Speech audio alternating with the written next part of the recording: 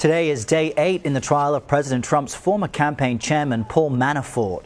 This morning's session began with a mea culpa from Judge Ellis, which is surprising because he's been tough on the prosecution throughout the trial. He apologized and asked the jury to put aside any criticism of the prosecutors. The prosecution's star witness, Rick Gates, concluded his testimony against his former boss on Wednesday after facing a blistering cross-examination from Manafort's lawyers. Other witnesses are now taking the stand.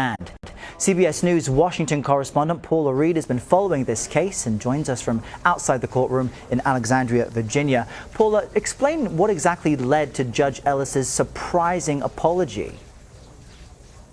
That's right. This was quite a dramatic start to what was expected to be kind of a quiet, boring day here at the Manafort trial, if there is such a thing. But here he had to apologize to the prosecution because late yesterday, Errol, he criticized the prosecution for allowing one of the witnesses to remain in the courtroom while other witnesses testified. And there have been long simmering tensions between the special counsel and this judge. He has repeatedly interrupted their questioning. He has limited what evidence they've been able to bring into the case and constantly told them to expedite, move it along. Now, he is known as the rocket docket, so it's no surprise that he wants them to move this along as quickly as possible. But the judge also takes time to tell jokes about his time in the Navy, to sort of joke about the lunch that the jury just had, and also entertain us with other kinds of stories. So you could see why the prosecution has become increasingly frustrated with this judge. But this is not unique to this case. Ellis has a reputation for maybe pushing the bounds of judicial intervention in cases. And historically, when people have tried to appeal this or argue against this to a higher court, they've lost.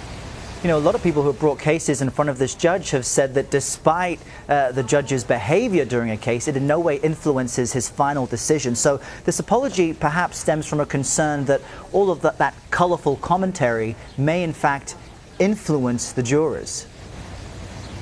That's a great point, and I think prosecutors have been visibly frustrated with this judge. At one point, the judge accused one of the prosecutors of being on the verge of tears. Now, the jury was not in the room during that exchange, but yes, there's enormous concern that if the judge is constantly pushing back on the prosecution and not doing so to the defense, that may send a signal to the jury that the prosecution really is doing something wrong. But could go the other way too, right, Errol? They could feel sorry for the prosecution because they're getting beat up so much by the judge.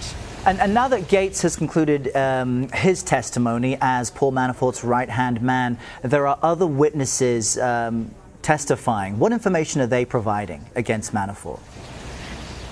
That's right. Because Gates was such a complicated witness while he was a co-defendant, Manafort's longtime business associate, he also admitted to committing over half a dozen crimes. He admitted to stealing from Manafort. He admitted to extramarital affairs. So even though he is still their star witness, they had to sandwich him in between less complicated witnesses. Since he has left the stand, we've heard from a forensic FBI accountant. We heard from an FBI agent.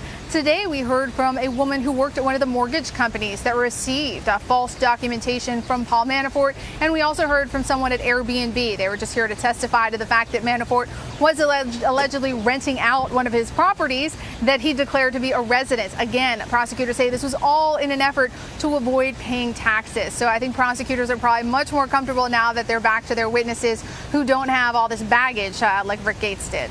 Now, the defense had a strategy against Gates, which was pretty obvious, just attack his credibility, a claim that he's made a deal, and that's where his current testimony comes from. But how is the defense handling these other government witnesses? That's right. It was clear with Rick Gates there was no objective to try to introduce additional evidence or question them on the evidence. They just wanted to attack his credibility. Because remember, Errol, the whole defense theory here is that Manafort put his trust in Gates and that it was Gates who failed to accurately report their business income to the IRS. It was Gates who embezzled from his boss.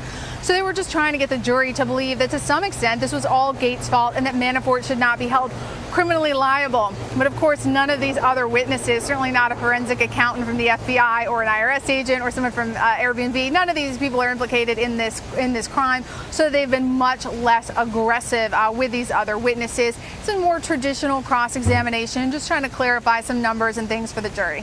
And considering how quickly Judge Ellis has tried to move things along and how now that Gates has testified there are some smaller witnesses, so to speak, do we have a sense of how much longer this trial will last? Yeah, we're getting a pretty good sense. The prosecution expects to wrap up its case by late tomorrow. The defense could start tomorrow or next week, and they're going to be about 3 days. It's only going to take them about 3 days to put on their case. which means that the jury could get this case late next week. And it's unclear how long it would take them to decide a case like this. But Errol, I think there's a really good chance we could have a verdict by next Friday. Wow. Paula Reid joining us from outside the courthouse. Thanks very much.